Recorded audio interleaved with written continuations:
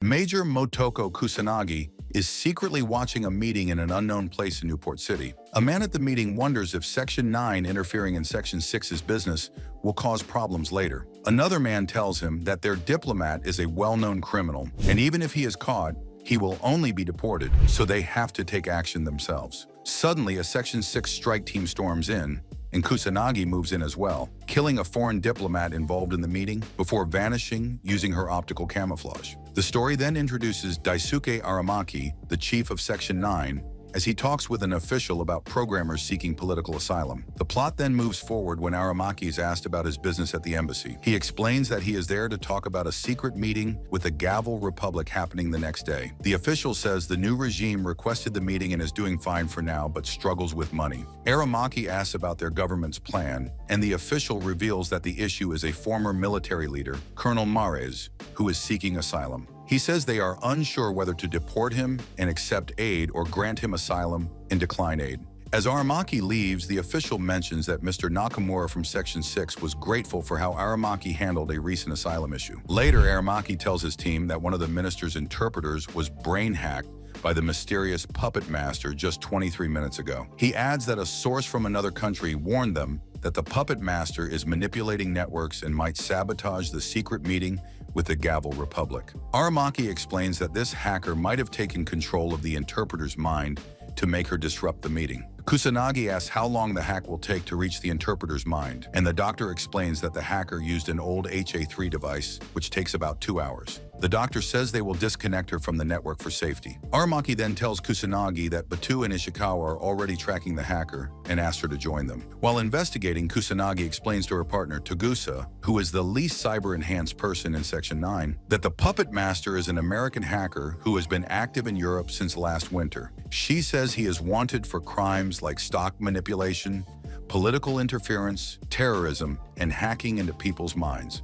This is his first time in Japan. Togusa wonders why the puppet master is using an old hacking device, and Kusanagi explains that newer tools are harder to detect, but using an old one might make people suspect Colonel Mares. Their conversation shifts when Kusanagi asks Togusa why he still uses a revolver, wondering if he is afraid of automatic guns jamming. Togusa then asks why she chose him for this mission instead of someone else. Kusanagi tells him it's because he is a former cop with no experience in unofficial missions. He is married, has cybernetic enhancements, but still has a real human brain and is almost fully human. She says that no matter how skilled soldiers are, a system made of identical people will always have weaknesses. She explains that whether it's an organization or an individual, relying too much on a specialization leads to failure. Meanwhile, the story shifts to two garbage men, one of whom is hacking while the other picks up trash. The hacker is going through a divorce and is trying to hack into his wife's mind using a program given to him by a man he met at a bar. He tells his co-worker that the man at the bar offered to help when he learned that his wife's lawyer was difficult to deal with. At the same time, Batu and Ishikawa arrive at the latest hacking location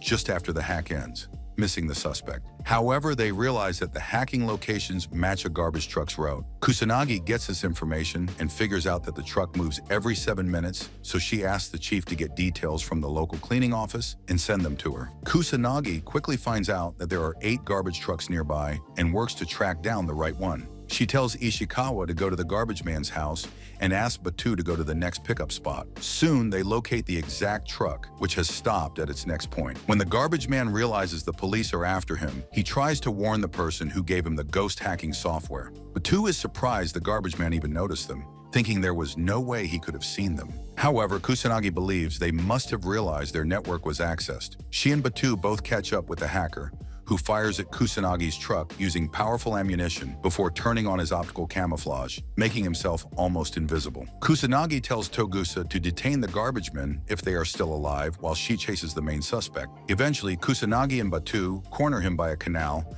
where Kusanagi disables his camouflage and defeats him in close combat. Batu checks the weapon and realizes the gun couldn't have fired the powerful bullets because its barrel is damaged. The suspect refuses to talk, saying it's useless to arrest him. At the same time, a helicopter lands and a man gives orders to his team, saying they will raid once the passengers enter the building. He tells Team B to enter from the back while the others go in from the front. He also instructs Saito's team to remove all flags from the cars inside the property. Meanwhile, Aramaki gets an update from HQ, which identifies the main suspect as San Genfer, a 28-year-old ex-convict with a record of illegal firearm possession and immigration law violations. HQ reveals that Genfer was part of an armed refugee group but vanished last month. A week ago, a military attaché from the Gavel Republic recognized his history and hired him to raid the secret meeting. Aramaki asks for Genfer's real identity, and HQ says he is also known as Kogi, a small-time criminal. Aramaki then checks on Ishikawa and learns that he is back and questioning the garbage man with Togusa. The teams get ready and Aramaki gives them permission to charge. However, it turns out that the suspect is not the real puppet master, but just another brainwashed puppet. The garbage man he helped hack was also ghost hacked. He never actually had a wife or daughter, and all his memories of them were fake. The garbage man is shocked to learn that his entire life was a lie. The interrogators ask him his daughter's name, where he met his wife, and how long they were married, but he can't remember anything, and tears start falling as he realizes the truth. Later, Kusanagi and Batu go out to sea on Kusanagi's boat. She goes scuba diving, which worries Batu because cybernetic bodies are heavy and don't float, making it dangerous. He asks her if she's afraid of drowning and what will happen if her floater stops working. Kusanagi simply replies that she will die and sarcastically asks if Batu will jump in to save her. Later, Batu asks what it feels like to be in the water, and Kusanagi describes feelings of fear, loneliness, anxiety, darkness, and even hope. Batu questions how hope can exist in total darkness, and Kusanagi says she sometimes feels it when she resurfaces. Batu then asks if she wants to leave Section 9, and Kusanagi instead asks how much of his body is still original. Batu, thinking she's joking, asks if she's drunk,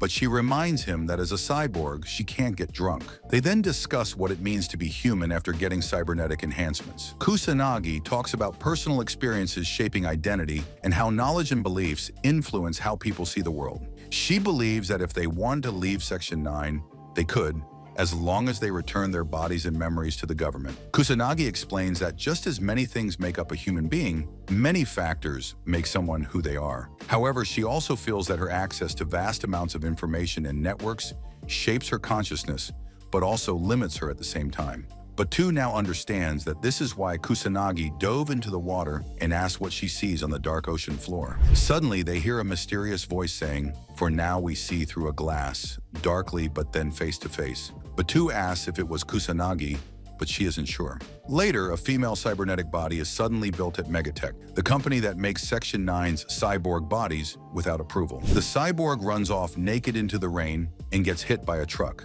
Section 9 retrieves the body to investigate why it was made. Batu notes that it has no brain cells and is fully robotic, yet there are signs of a ghost, a living consciousness, inside it.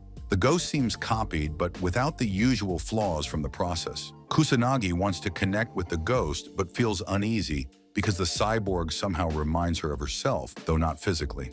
She also questions her own humanity, unsure if her thoughts and experiences are truly human. She says that just being treated as human doesn't mean she actually is. Aramaki senses something is wrong, and Batu bluntly tells him she's been acting strangely, which he would know if he read Batu's reports. Nakamura from Section 6, along with Dr. Willis, arrives to take the body back.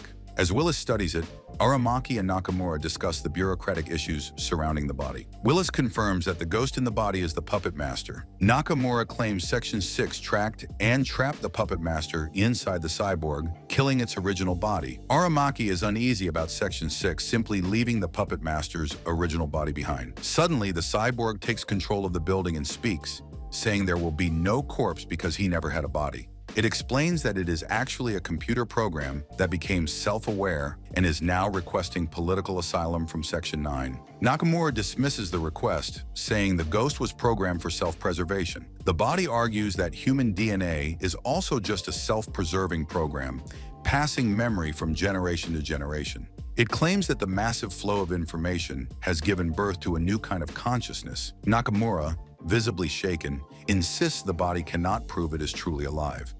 The body counters by saying Nakamura himself cannot prove his own existence either, since modern science cannot fully define life. It then reveals it is not an artificial intelligence, but rather a sentient being formed through the accumulation of data, known as Project 2501.